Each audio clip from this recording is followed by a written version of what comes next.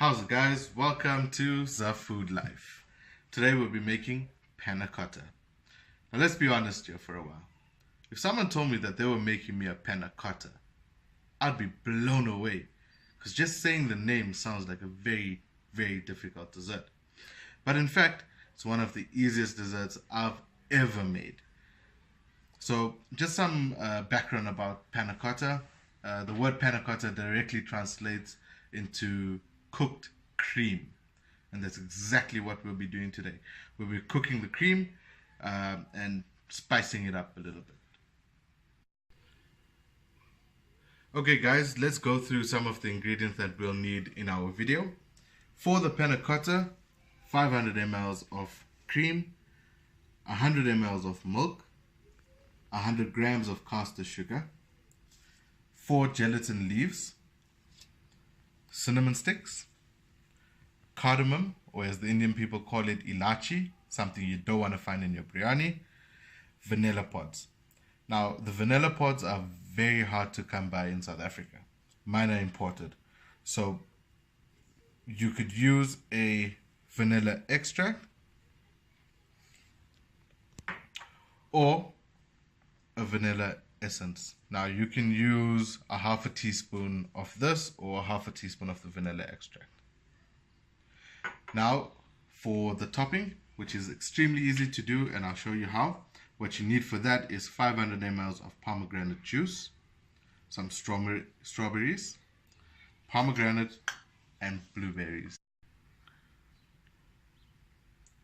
Now before you start making your panna cotta, make sure you've taken your gelatin leaves that look like this, they're like paper, and soak it in water for about 20 minutes. You want to soak it in cold water. Now, it's not very easy to get your hands on gelatin leaves, but you can go to Woolworths, sometimes Spar and Pick and Pay will have it. But yeah, your best bet will be Woolworths.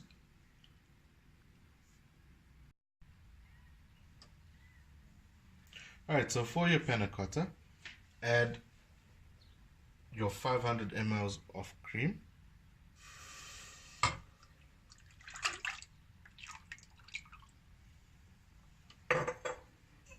your 100 ml of milk,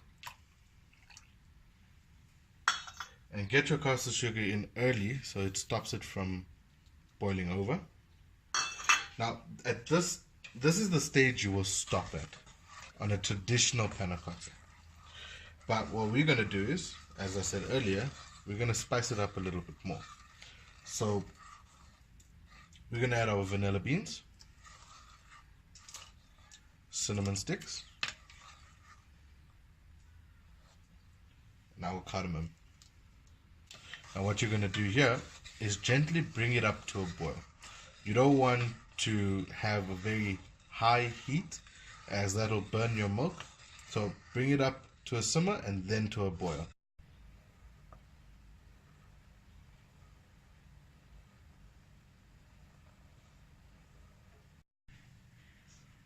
As you can see, our mixture has now come to a full boil.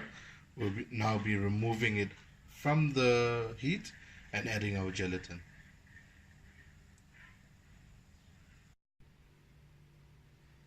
Now that our mixture is ready, we're going to go ahead and add the gelatin. Make sure you squeeze these as dry as possible. You don't want extra water in your mixture. So squeeze all the water out and then add it to your mixture, and you're going to whisk it in until it dissolves. Shouldn't take too long to dissolve, maybe about 30 seconds. We will still drain this liquid out before we add them to our glasses.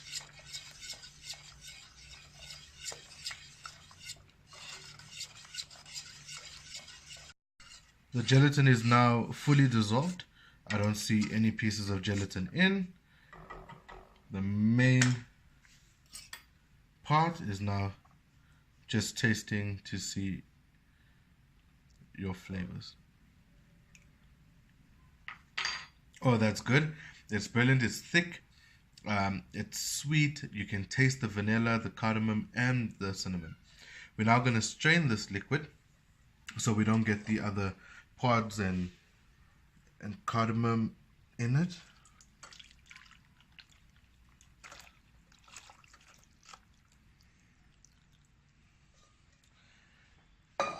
And that's ready to go into our glasses. To set your panna cotta, you could use any glasses. I'm using whiskey glasses, but you could use wine glasses, anything you find in your cupboard. So we're going to go ahead and just scoop our mixture into our glasses.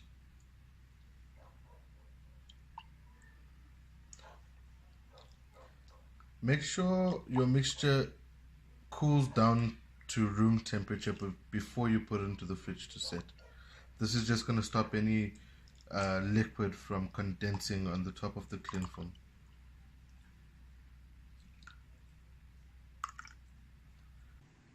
Okay, so I've waited a few minutes for this to cool down.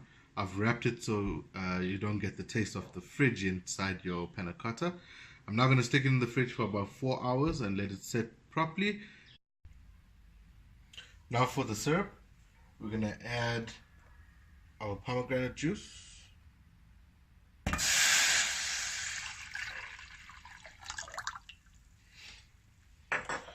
And about 4 tablespoons of sugar, caster sugar.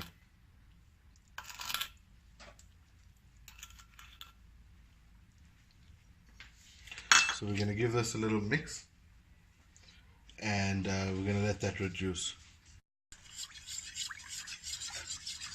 So we're just going to let this reduce into a syrup. Okay, so this is now reduced almost to where I want it. I'm going to leave it a little longer just to get a bit more thicker. At this stage, what you can do is taste it, and you can add a little sugar if it's too sour, but not too much. You don't want it to get sticky like a toffee. So just a little longer, and we'll take this off the heat. So as you can see now, it is reduced almost fully, and it's syrupy, and this is what we want. Okay, so that is done, and it'll be ready to go into the panna cotta when it's set. Make sure this is cool when you add it onto your panna cotta. So now that our panna cotta is set, you can have a look. It is nice and bouncy, not too hard, not too soft. We can go ahead and do the toppings. Now, there are many toppings that you can use. Store-bought toppings, this is passion fruit from Rhodes. Also, a strawberry one from Rhodes. And first choice, raspberry toppings. But as you saw, I made my own. And I'm going to use some fresh berries and the syrup that I made out of the pomegranate juice. So, very simply, take your pomegranate syrup and drizzle on top.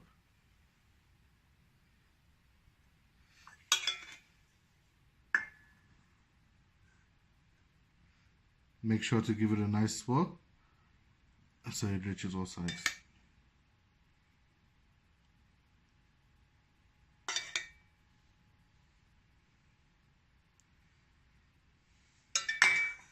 So give it a nice swirl. Same here. And now you can add your fresh berries. I'm going to add some pomegranate.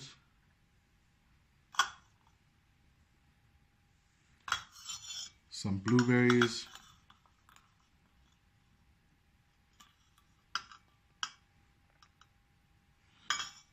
And some strawberries.